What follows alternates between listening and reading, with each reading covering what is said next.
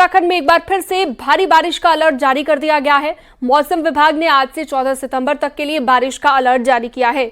सभी जिलों में ये बारिश का अलर्ट है, जिसमें कई जिलों में भारी बारिश होने की आशंका जताई गई है। प्रशासन ने लोगों को सतर्क रहने के लिए कहा है और कर्मचारी और अधिकारियों को भी चौकन्ना कर दिया गया है।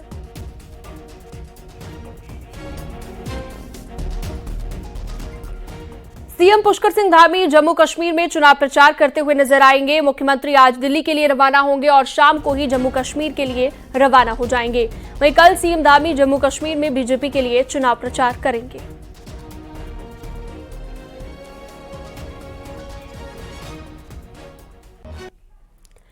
देहरादून से खबर है, जहां पर आज से कांग्रेस की केदार बचाओ यात्रा का दूसरा चरण शुरू होने जा रहा है। कांग्रेस नेता गुरुवार शाम को कांग्रेस नेता केदारनाथ पहुंचेंगे और इसके बाद 13 सितंबर की सुबह केदारनाथ धाम में जलाभिषेक करेंगे।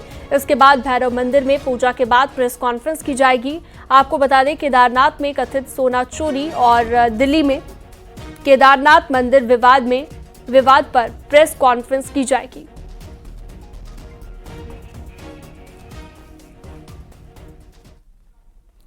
केदार घाटी के गांव में गैर हिंदुओं की एंट्री के खिलाफ पोस्टर लगे, पर सवाल यह है कि अचानक ये पोस्टर लगे क्यों और लगे तो फिर हटे क्यों। इसी पर सियासत शुरू हो गई है, क्योंकि इसी केदार घाटी में जल्द उपचुनाव होना है।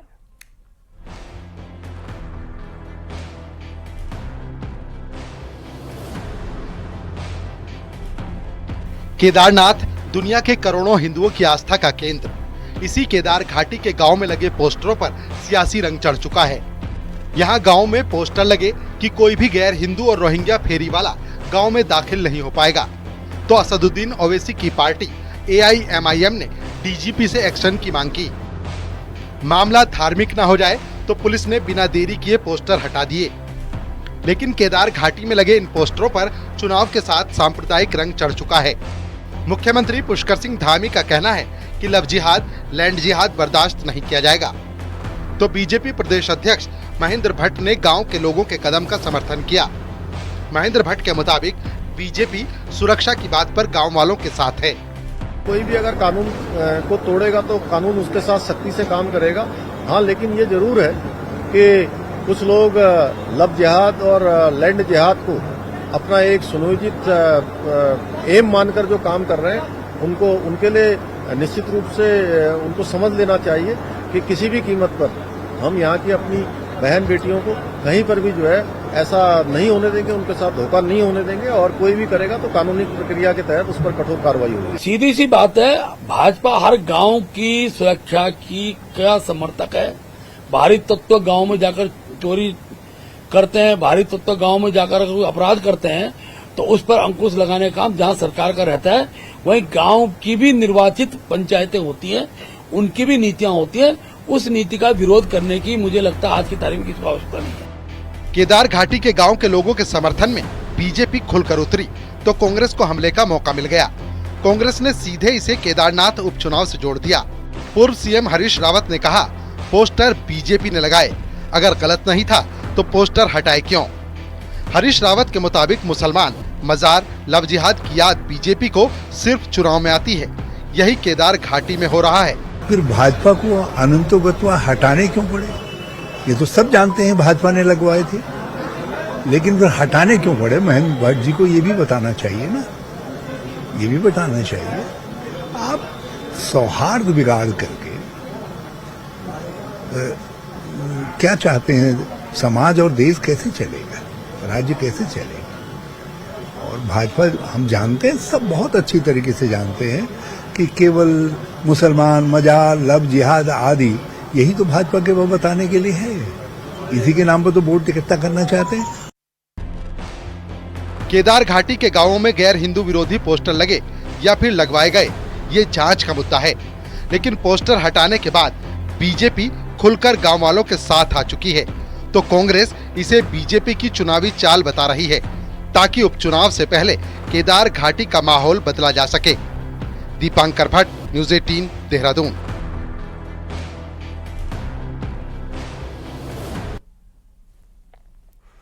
देहरादून से बड़ी खबर है। अफसरशाही क्या मंत्रियों को नहीं सुनती या फिर उनकी बात को अनदेखा कर देती है? ये सवाल अक्सर चर्चा में रहता है और एक बार फिर से कैबिनेट मंत्री सौरभ बहुगुणा के मामले में ऐसी बात उठी है। दरअसल मंत्री की तरफ से ट्रेनिंग और एम्प्लॉयमेंट विभाग के डायरेक्टर को लेकर कड़ी चिट्ठी लिखी गई है, जिसमें ये लिखा गया है कि कर्मचारियों के ट्रांसफर, पोस्टिंग और अटैचमेंट को लेकर मंत्री से पूछना तक जरूरी नहीं समझा जा रहा। साथ ही हिदायत दी गई है कि अगर आगे से इसी तरीके का चलता रहा तो जो भी ट्रांसफर या पोस्टिंग होगी वो खुद ही निरस्त मानी जाएगी।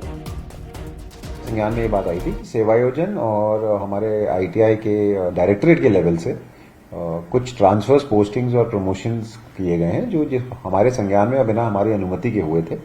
तो मैंने कल एक अपने जो निजी सचिव हैं गुणवन जी, उनके माध्यम से एक लेटर शूट करवाया है डायरेक्टरेट को कि अगर कोई भी ट्रांसफर, पोस्टिंग या किसी का प्रमोशन बिना हमारे ऑफिस के संज्ञान में किया जाएगा तो उसको ऑटोमेटिकली रद्द माना जाएगा और ये प्रक्रिया आगे नहीं होनी चाहिए।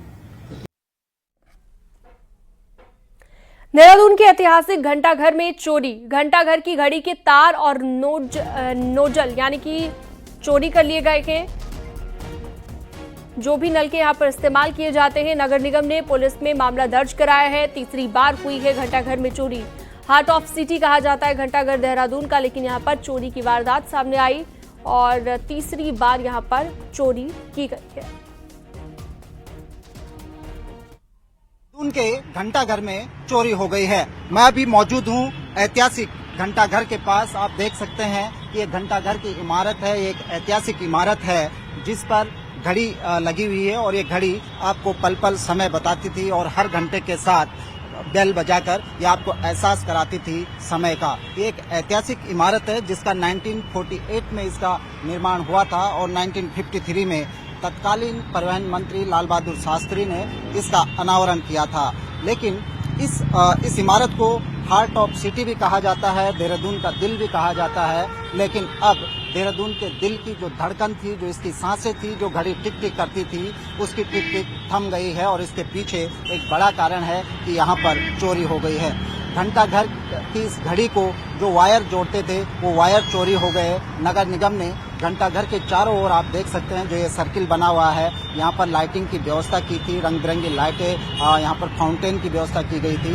उस फाउंटेन का जो पैनल होता है वो चोरी हो गया, उसकी नोजल चोरी हो गई और जिसके चलते घंटाघर आप देख सकते हैं कि वीरान पड़ा हुआ है। इस पर जो घड़ी, जो ऐतिहासिक घड़ी इस पर लगाई गई थी, उसकी टिक टिक भी एक तरह से थम गई है। और ये कोई पहली घटना नहीं है, तीसरी बार ऐसा हो रहा है जब घंटाघर में चोरी हुई, जब उसके पैनल चोरी कर दिए गए, जब उसके तार चोरी कर दिए गए और इस ऐतिहासिक घड़ी की सांसें थम गई।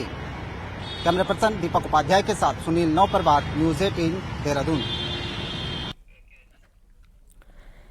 कैबिनेट मंत्री रेखा आर्या ने बरेली में केस दर्ज करवाया है। रेखा आर्या का आरोप है कि बरेली की कल्पना मिश्रा उर्फ कल्पना चतुर्वेदी और डॉक्टर आरसी पांडे उनके और उनके पति गिरधारी लाल साहू के नाम और पद का दुरुपयोग कर रहे हैं। बरेली पुलिस ने मामला दर्ज कर लिया है। मामले की जांच अब जारी है। उत्तराखंड की कैबिनेट मंत्री रेखा आर्या ने यूपी के बरेली में केस दर्ज कराया है। उन्होंने आरोप लगाया है कि बरेली की रहने वाली कल्पना मिश्रा उर्फ कल्पना चतुर्वेदी और डॉक्टर आरसी पांडे उनका और उनके पति गिरधारी लाल साहू के नाम और पद का दुरुपयोग कर रहे हैं। एक महिला जो कि अपने निजी दस्तावेजों में मेरे बरेली आवास का अंकन कर रही है, इसके साथ ही मेरे पति गिरधारी लाल साहू का नाम भी उसमें दर्ज किया गया है, जो कि घोर आपत्तिजनक है। महिला एक गाड़ी जिसमें गवर्नमेंट ऑफ उत्तराखंड लिखा है, जिसमें नीली बत्ती लगी है, जिसमें हूटर लगा हुआ है, उसका उपयोग कर रही है। उत्तराखंड की कैबिनेट मंत्री रेखा आर्या का कहना है कि आरोपी फर्जी तरीके से अवैध धन उगाही और जनता में दबदबा बना रहे हैं। उन्होंने अपनी कार पर उत्तराखंड सरकार का बोर्ड, हूटर, लाल नीली बत्ती लगा रखी है ताकि लोगों में डर दिखाकर अवैध पैसों की वसूली कर सके। नहीं, रेखा आर्या ने आरोपियों पर चोरी करने का आरोप भी लगाया है। उनका आरोप है कि कल्पना मिश्रा और आरसी पांडे ने उनके 7 लाख रुपए और स्वर्ण से जड़ी रुद्राक्ष की माला भी चोरी की है। उत्तराखंड की कैबिनेट मंत्री ने पुलिस से दोनों आरोपियों के खिलाफ कड़ी कार्रवाई करने की मांग की है। थाना बारादरी पर एक प्रार्थना पत्र प्राप्त हुआ है, जिसके आधार पर बीएनएस की धारा 318, 338, 336, 3, 340, 2 और 305 बीएनएस में मुकदमा पंजीकृत किया गया है। इसमें कूट रचित दस्तावेज बनाना और धोखाधड़ी करने जैसे आरोप अंकित हैं, जिसके संबंध में थाना बारादरी पर मुकदमा पंजीकृत कर रजिस्टर किया। कितने लोगों का मुकदमा दर्ज है? इसमें 2 लोगों के विरुद्ध मुकदमा। अब देखना होगा कि उत्तर प्रदेश पुलिस बरेली में दर्ज इस केस पर क्या कार्रवाई करती है और उत्तराखंड सरकार में मंत्री रेखा आर्या, जिन्होंने कल्पना मिश्रा नाम की महिला के खिलाफ केस दर्ज कराया है, वो कब सामने आकर अपनी बात रखती हैं। और अभी इसमें बहुत कुछ खुलासे होने बाकी हैं कि आखिर कल्पना मिश्रा कौन है, कल्पना मिश्रा का उनके पति से क्या कहीं कोई ताल्लुक है, क्यों कल्पना मिश्रा गिरधारी लाल साहू के नाम का इस्तेमाल कर रही है और क्यों ऐसी नौबत आन पड़ी कि उत्तराखंड सरकार की मंत्री को बरेली में केस दर्ज कराना पड़ा। ऐसे बहुत से सवाल हैं। कैमरा पर्सन संदीप नेगी के साथ दीपांकर भट्ट, न्यूज़ 18 देहरादून। हरिद्वार में हर की पैड़ी और कई संवेदनशील क्षेत्रों पर ड्रोन उड़ाकर कुछ लोग नियमों की धज्जियां उड़ा रहे हैं। बिना परमिशन के ड्रोन से वीडियो बनाकर सोशल मीडिया पेज चलाने वाले लोग अपनी फॉलोइंग बढ़ाकर खूब चांदी काट रहे हैं, जबकि इससे संवेदनशील क्षेत्रों की सुरक्षा को खतरा हो सकता है। आपको बता दें, ड्रोन को उड़ाने और वीडियो को शूट करने के लिए गाइडलाइंस बनाई गई हैं। बिना प्रशासन की परमिशन के, बिना किसी परमिशन के सार्वजनिक स्थान पर ड्रोन नहीं उड़ाया जा सकता और पुलिस इस पर कार्रवाई की बात कर रही है। जो हमारे महत्वपूर्ण जो इंस्टॉलेशंस हैं, जहाँ पर सिक्योरिटी को लेकर लगातार हम लोग कंसर्न रहते हैं, वहाँ पर किसी भी प्रकार की ऐसी एक्टिविटी बिना अनुमति के नहीं की जानी चाहिए और अगर किया जा रहा है और हमारे संज्ञान में आएगा तो उसके खिलाफ कार्रवाई की। आगे बढ़ते हैं और अगली खबर रुड़की के पिरान कलियर से, जहां पर चल रहे 756वें सालाना उर्स को लेकर पुलिस प्रशासन अलर्ट पर है और मेले को शांतिपूर्वक तरीके से संपन्न कराने में जुटी हुई है। इस बार 15 सितंबर को बड़ी रोशनी और 16 सितंबर को छोटी रोशनी मनाई जाएगी। वहीं सुरक्षा के लिहाज से मेला क्षेत्र को 4 जोन में और 15 सेक्टर में बांटा गया है। 400 से ज्यादा पुलिसकर्मी मेले में ड्यूटी दे रहे हैं। एसपी देहात इसके नोडल अधिकारी बनाए गए हैं। इसके साथ ही जल पुलिस, डॉग स्क्वाड की टीम भी तैनात की गई है। वहीं मेले में देश विदेश से भी जायरीन आते हैं। इसमें पाकिस्तानी जायरीनों के भी पहुंचने की उम्मीद जताई जा रही है।